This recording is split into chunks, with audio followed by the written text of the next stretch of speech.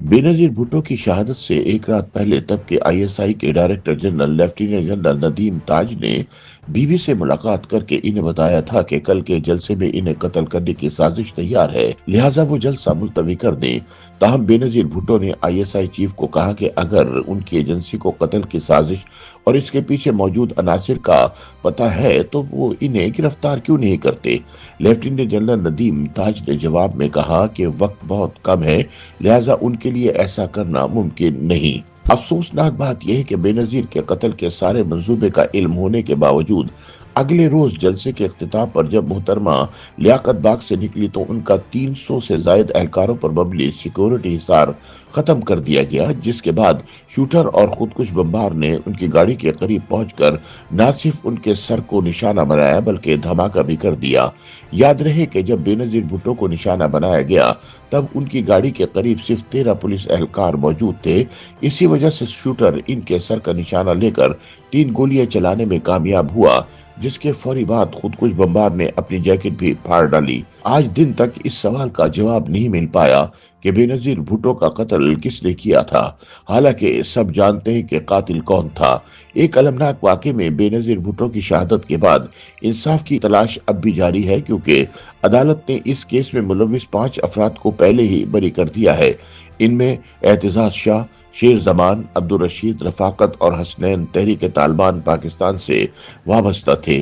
یہ تنظیم 27 دسمبر 2007 کو بےنظیر بھٹو کے قتل سے صرف 12 دن قبل کمانڈر بیت اللہ محسود کی قیادت میں تشکیل پائی تھی۔ قتل میں ملوث کچھ ملزمان مولانا سمیع الحق مرحوم کے مدرسے حقانیہ کے طالب علم تھے۔ قانون نافذ کرنے والے اداروں نے 5 مشتبہ افراد کو گرفتار کیا اور ان کے خلاف اس ہائی پروفائل قتل کے حوالے سے ٹھوس شواہد دستیاب ہونے کا دعویٰ کیا تھا۔ تاہم عدالت نے بعد میں ناکافی شواہد کی وجہ سے اور کیس کی تفتیش کی ساکھ پر سوالات اٹھاتے ہوئے انہیں بری کر دیا تھا۔ یوں بےنظیر بھٹو کے قتل کے اصل مجرموں، سازش میں ملوث افراد اور منصوبہ سازوں کی شناخت اور ان کے خلاف کارروائی میں ناکامی نے پاکستان کی انٹیلیجنس اور تفتیشی ایجنسیوں کی ساکھ پر مزید سوالات اٹھا دیے۔ یاد رہے کہ راولپنڈی کی انتخابی ریلی میں بی بی کی شہادت نے قوم کو مایوسی میں مبتلا کرنے کے ساتھ بڑے پیمانے پر غم و غصے کو جنم دیا۔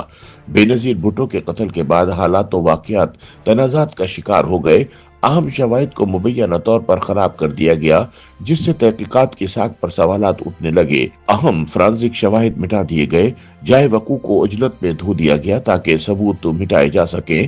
تب کی وزارت داخلہ کے ترجمان بریگیڈیئر جاوید اقبال نے ایک پریس کانفرنس میں اس قتل کو دہشت گردانہ حملہ قرار دیا، جس میں ٹی ٹی پی سے جڑے مبینہ مجرموں کی فون کال اور ان کے خاکے پیش کیے گئے۔ تاہم یہ دعوے بےنظیر کی پیپلز پارٹی سمیت کئی لوگوں کو قائل کرنے میں ناکام رہے اور آزاد و شفاف تحقیقات کے مطالبات سامنے آئے۔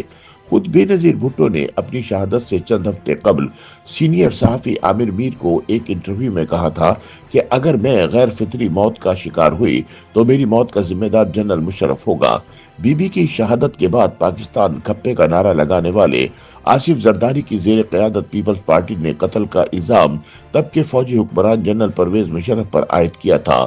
پیپلز پارٹی کی جانب سے اقوام متحدہ کے تحت آزاد انکوائری کرانے کے متعدد مطالبات کے نتیجے میں 2009 میں اقوام متحدہ کا فیکٹ فائنڈنگ مشن تشکیل دیا گیا، جس نے بڑے پیمانے پر قتل کی تحقیقات کی۔ اقوام متحدہ کی رپورٹ میں قتل کی ذمہ داری جنرل مشرف کی زیر قیادت فوج اور انٹیلیجنس ایجنسیوں کی ناکامی پر ڈالی گئی، جس پر فوجی قیادت سیخ پا ہو گئی۔ بی بی کی شہادت کے بعد ہونے والے الیکشن کے نتیجے میں پیپلز پارٹی برسر اقتدار آئی اور آصف زرداری صدر پاکستان کے عہدے پر فائز ہوئے۔ فوجی دباؤ کے نتیجے میں تب کے وزیر خارجہ شاہ محمود قریشی نے اقوام متحدہ کو ایک خط میں مطالبہ کیا کہ وہ اپنی رپورٹ واپس لے، جس سے قتل بارے شکوک و شبہات کو مزید ہوا ملی۔ بعد ازاں ایک انٹرویو میں پرویز مشرف نے بھی اعتراف کیا کہ انٹیلیجنس ایجنسیوں کو بےنظیر بھٹو کے قتل کی سازش بارے پہلے ہی علم ہو چکا تھا۔ جنرل مشرف نے انکشاف کیا کہ آئی ایس آئی کے اس وقت کے سربراہ جنرل ندیم تاج نے 26 دسمبر 2007 کو بےنظیر بھٹو سے ملاقات کر کے انہیں خبردار کیا تھا کہ وہ لیاقت باغ کی ریلی سے خطاب نہ کریں۔ اس کے باوجود بےنظیر نے ریلی سے خطاب کیا اور یہ فیصلہ بالآخر ان کی جان لے گیا۔ ताहम मुशर्रफ ने यह नहीं बताया कि अगर आईएसआई को बेनजीर के कत्ल की साजिश और इसमें मुलविस अनासिर का पहले से पता था तो फिर मंसूबा नाकाम बनाने की कोशिश क्यों नहीं की गई।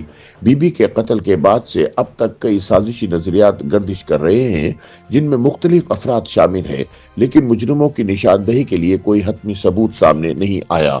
2008 से 2013 तक इख्तिदार में रहने वाली पीपल्स पार्टी ने सच्चाई से पर्दा उठाने के लिए अपने तय कोशिश की, लेकिन इन सब के बावजूद बेनजीर भुट्टो की शहादत की तफसीलात गैर वाज़ेह हैं। YouTube पर गूगली न्यूज देखने के लिए youtube.com की सर्च बार में गूगली न्यूज टीवी टाइप करें। गूगली न्यूज के पेज पर सुर्ख रंग के सब्सक्रिप्शन वाले बटन पर क्लिक करना ना भूलिए। YouTube पेज पर अपलोड होने वाली वीडियोस से बाखबर रहने के लिए बेल आइकन पर क्लिक कीजिए। आपको हर नई वीडियो के बारे में नोटिफिकेशन मौसूल हो जाएगा।